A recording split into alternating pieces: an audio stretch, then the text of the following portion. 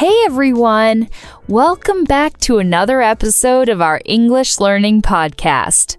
I'm Lily, and I'm here with my friend Sam. Hi, today we're talking about something really important, fixing your English accent. If you want to sound more natural and clear when speaking English, this episode is for you. Yes, a lot of learners struggle with pronunciation, but don't worry. We have some simple and practical tips to help you improve your accent step by step. Plus, we'll talk about why pronunciation matters, common mistakes, and easy ways to practice. So stay with us till the end. So, Lily, why do you think pronunciation is so important when learning English? Well, pronunciation helps you communicate clearly. Even if you know a lot of vocabulary and grammar, if your pronunciation is unclear, people might not understand you. That's so true.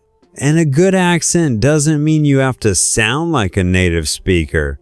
It just means you speak clearly so that others understand you easily. Exactly. The goal is clarity, not perfection.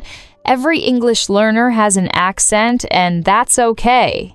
The key is to make sure your words are easy to understand. Also, pronunciation helps you feel more confident. When people understand you easily, you'll feel better about speaking English in public or with friends. Right.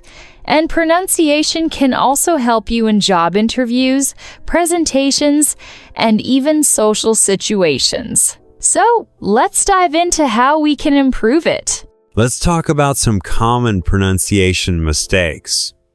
One big mistake is mispronouncing vowel sounds. Yes, English vowels can be tricky. For example, the words ship and sheep have different vowel sounds. If you say them the wrong way, people might misunderstand you. Another common mistake is forgetting to pronounce the final sounds in words. For example, many learners say wan instead of want, or go in instead of going.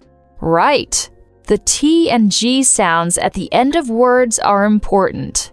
If you don't pronounce them, your sentence might not make sense. Also, many learners have trouble with TH sounds in words like think and that.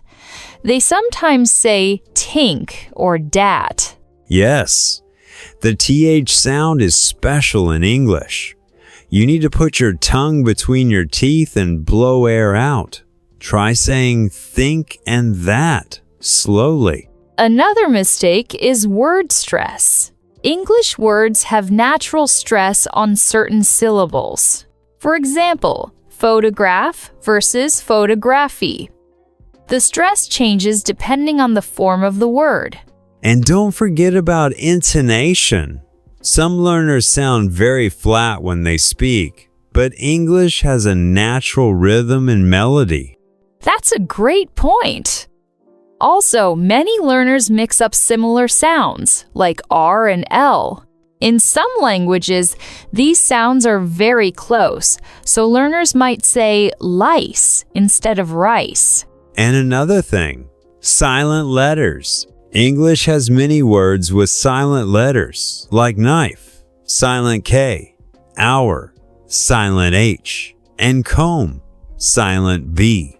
It's important to know which letters are not pronounced. Now, let's talk about some ways to improve pronunciation. One great tip is listening carefully to native speakers. Yes, watch English movies, listen to podcasts, and repeat what you hear. Try shadowing, which means listening to a sentence and repeating it immediately. That's a great method. Another tip is to record yourself speaking. When you listen to your own voice, you can hear your mistakes and improve. Also, practice with minimal pairs. These are words that sound similar but have different pronunciation, like bit and beat or sit and seat. Oh, and one of my favorite tips, use tongue twisters. They help train your mouth to pronounce difficult sounds. Try saying, "She sells seashells by the seashore 5 times fast." Wow, that's too hard. But it really helps with pronunciation. Another great technique is the mirror method. Stand in front of a mirror and watch how your mouth moves when you speak. Try to copy native speakers' mouth movements. That's such a good one. And don't forget to use phonetic symbols. They can help you understand how words should sound. Yes. Also, practice connected speech. In English, words often connect when spoken naturally. For example, "What are you doing?" sounds more like "what ya doing." That's a great point. If you practice how words flow together, your English will sound much more natural. Another important thing, don't be afraid to speak. Some learners feel shy because they think their accent is bad, but the only way to improve is to practice a lot. Speak English every day, even if it's just a few sentences. Talk to yourself, talk to friends, or even talk to your pet. And if possible, find a language partner or join an online speaking group.